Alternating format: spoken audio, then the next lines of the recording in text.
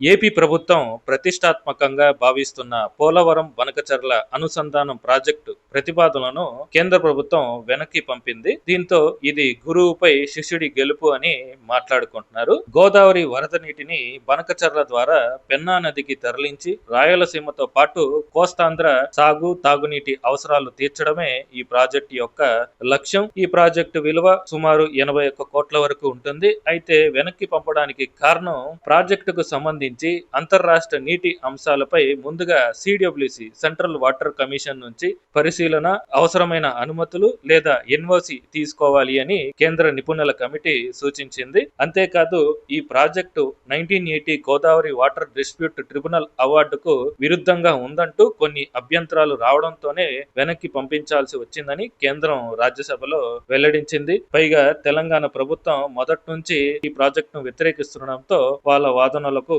కేంద్రం బలాన్ని ఇచ్చిందని రాజకీయ చర్చ మొదలైందనమాట.